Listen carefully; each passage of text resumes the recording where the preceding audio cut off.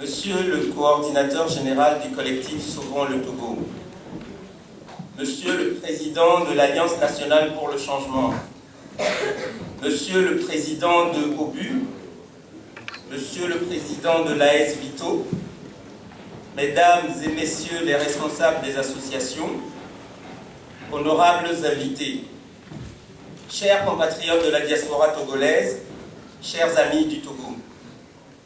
C'est avec une grande joie que nous nous retrouvons cet après-midi pour parler de notre cher pays, le Togo. Je tiens particulièrement à vous remercier, vous qui nous accompagnez depuis le début de nos activités, puisque nous en sommes à notre 4e conférence intitulée « Mascarade électorale en Afrique, le cas du Togo ». L'Afrique reste le berceau d'élections frauduleuses et de dirigeants qui se maintiennent au pouvoir pendant des décennies. L'histoire de nombreux pays africains, dont le Djibouti qui s'apprête également à organiser des élections, reste marquée par des modifications de la Constitution, des simulacres d'élections, d'urnes emportées sous les bras, de votes multiples, de processus électoraux viciés et sanglants, du non-respect de la vérité des urnes. De nombreux pays africains continuent à souffrir de la captation des richesses par un seul et même clan au détriment des populations, par le sacrifice de jeunes dans des conditions d'études et de travail moyenâgeuses. Lors de cette conférence, Synergie Togo fera le point de ses actions et laissera la parole aux représentants du collectif Sauvons le Togo, de OBU et de l'Alliance nationale pour le changement, qui nous ont fait l'amitié de nous rejoindre depuis le Togo. Merci à vous, Jean-Pierre, Olivier, bienvenue parmi nous. Mesdames, Messieurs, Synergie Togo, que j'ai l'honneur de présider, a été créée en 2009. Tout en étant un cadre de réflexion pour la valorisation et l'instauration de l'état de droit au Togo, Synergie Togo ambitionne dans ses objectifs déclarés dès sa création de jouer pleinement un rôle qualité de facilitateur dans les processus électoraux au Togo, pays qui ne sort pas du cycle infernal, élections, contestations, violence, mort, exil, réfugiés, accords, élections. À la suite du décès de Gnassingbé Yadema en 2005, remplacé nuitamment par son fils Faure Gnassingbé grâce à un coup d'État constitutionnel, constatant la manière dont les élections présidentielles furent organisées et contestées, avec plus de 500 morts d'après le rapport de l'ONU, et ensuite les élections législatives de 2007 et son caractère totalement inéquitable, avec 1 million de voix, plus d'1 million de voix pour l'opposition qui obtient 31 élus, contre seulement 924 000 voix au RPT qui en obtient 50, des Togolais de la diaspora ont décidé de créer Synergie Togo. Synergie Togo est fondée d'une part sur les valeurs irrépressibles de la démocratie, des droits de l'homme et de la solidarité, et d'autre part sur une charte éthique qui guide et conduit sa structure. La transparence, l'efficacité, le professionnalisme, l'évaluation, le respect de l'autre et l'esprit d'équipe sont en effet inscrits au cœur de notre charte éthique, dont les membres affichent des convictions profondes sur l'importance en démocratie d'accepter les règles du jeu, c'est la responsabilité morale, de rendre des comptes, c'est la responsabilité civique, et d'en répondre le cas échéant devant la justice, la responsabilité légale. Ce triptyque constitue une exigence impérieuse de bonne gouvernance, condition incontournable à notre sens pour l'achèvement d'un véritable état de droit ainsi que d'un développement économique et social durable. Dans le cadre de l'organisation des élections présidentielles de 2010, Synergie Togo avait organisé un cycle de conférences, lieu de sensibilisation, de résolution et d'action à des fins de pacification de la vie politique togolaise grâce à des élections justes, transparentes et acceptées par tous. Il s'agissait de mieux voter, bien compter et vrai restituer. La première conférence Mieux voter a identifié les éléments clés en amont des élections qui devaient faire l'objet d'une attention particulière afin de créer des conditions favorables à une élection transparente et démocratique. Les axes que nous avions identifiés et abordés furent la nécessité de revoir le cadre légal et constitutionnel à travers la révision du code électoral, la revue du calendrier électoral, l'intégration du vote de la diaspora. En 2010, aucune réforme constitutionnelle n'a été faite, un chronogramme intenable a été imposé, la révision des listes électorales sabotée et la diaspora purement et simplement ignorée. L'administration des élections devait être indépendante grâce à une CENI représentative et une Cour constitutionnelle indépendante. Malheureusement, en 2010, l'administration des élections restera aux mains du pouvoir avec une convocation du corps électoral anticonstitutionnel. Une deuxième conférence, le bien compté, a permis à Synergie Togo de lister les grandes étapes du déroulement des élections, à savoir la logistique, le vote et le dépouillement et le transfert des résultats. En 2010, les médias d'État ont été inaccessibles à l'opposition, avec un achat massif de conscience, à travers notamment une opération alimentaire dénommée RIFOR, des votes multiples et surtout le transfert des résultats par satellite, mystérieusement tombés en panne au dernier moment. Il faut cependant mettre à l'actif du gouvernement des élections sans violence, en effet, mais qui ne règlent pas le problème et la question du libre choix par un peuple de ses dirigeants. La dernière étape, le vrai restitué, qui est celle des conditions de la proclamation et de l'acceptation des résultats, s'est soldée en 2010 par un festival d'actes antidémocratiques. Le non-respect des procédures de transmission par VSAT, des suffrages dans certains bureaux de vote supérieurs au nombre d'inscrits, et surtout la saisie par la gendarmerie des procès-verbaux authentiques du principal candidat de l'opposition.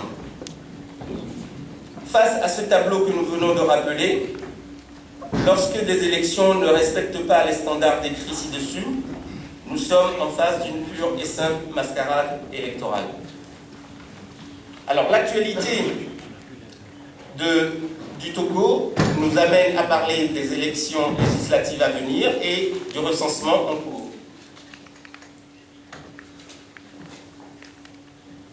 Alors, si nous regardons le travail, nous avons regardé le travail par région au niveau du recensement par rapport au comptage, au nombre d'inscrits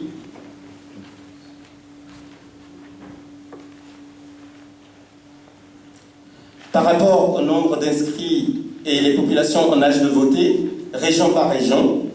Donc, on regarde au niveau du total national et de toutes les régions,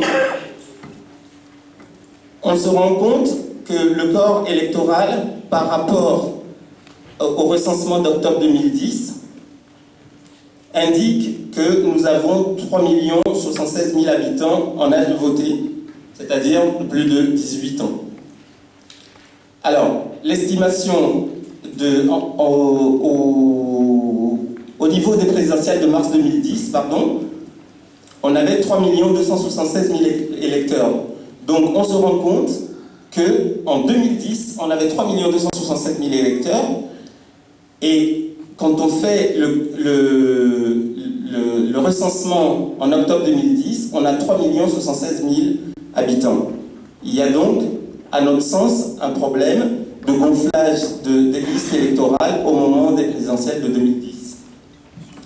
Par ailleurs, lorsqu'on regarde l'estimation de mars 2013, Si on fait une projection, on se rend compte qu'on devrait avoir environ, dans la zone 1, 1 042 000 votants, et dans la zone 2, 2 255 000. Alors nous attendons le recensement en cours. La zone 1 vient d'être terminée, la zone 2 est en cours. Nous allons voir quels sont les chiffres qui seront publiés par l'administration chargée des élections au Togo, à savoir la CENI. Alors, ce document vous indique que nous sommes partis région par région, par région du Togo. Donc nous avons la région des Savanes, de la Kara, Centre, Plateau, Maritime et Lomé Commune. Donc ce sont des chiffres qui sont basés sur, encore une fois, le recensement général de la population de 2010.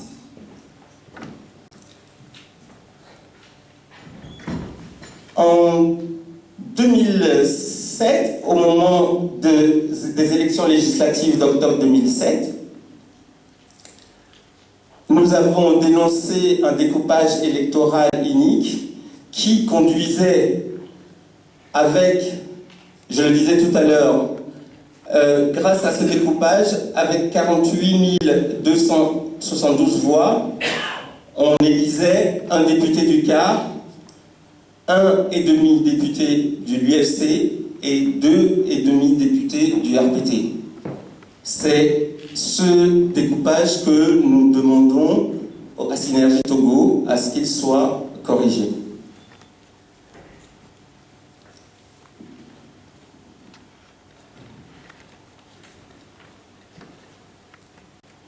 Alors, au cours des dernières conférences de Synergie Togo, nous avons donné la parole aux acteurs politiques togolais.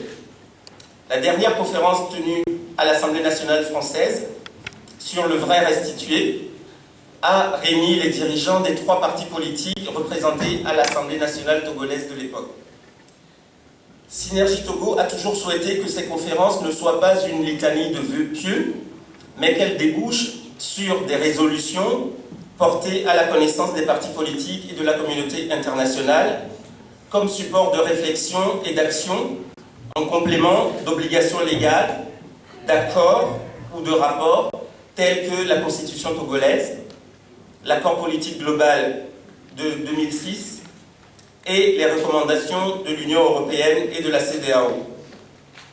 Dans l'enceinte même de l'Assemblée nationale française, les 3 partis politiques de l'époque, le RPT, l'UFC et le CAR, ont signé une résolution garantissant le déroulement des élections 2010 dans des conditions libres, justes et transparentes, telles que proposées par Synergie Togo.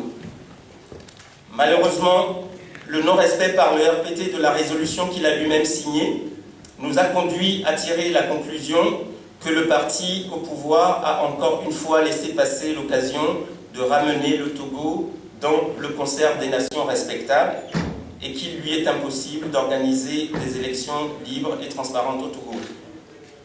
Synergie Togo a donc décidé de réorienter ses objectifs pour être plus proche des acteurs politiques au Togo. C'est ainsi qu'elle a participé à la réflexion et à la création du collectif Sauvons le Togo avec les forces démocratiques du pays. En ce qui nous concerne, nous participons depuis ces objectifs, nous participons depuis l'Europe aux activités du collectif, notamment par la mutualisation de nos ressources avec les autres membres et en servant à l'international de relais des actions menées sur le terrain. Pour finir, je voudrais interpeller nos invités autour d'une question fondamentale. Est-ce que le CST a les moyens d'éviter une nouvelle mascarade électorale au Togo? Chers Zeus, cela fait 1 an que le collectif Sauvons le Togo a été créé. Pouvez-vous nous dire ce que représente le collectif aujourd'hui?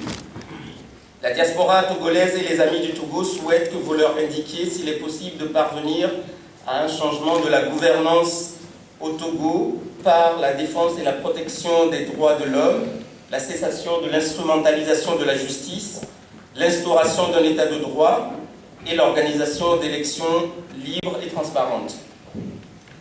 Les incendies du marché au Togo ont-elles un impact sur la lutte actuelle? Cher Olivier, pouvez-vous nous dire où nous en sommes de la question des droits de l'homme au Togo après vos malheureuses expériences ayant conduit entre autres à la falsification de rapports des droits de l'homme au sommet de l'État?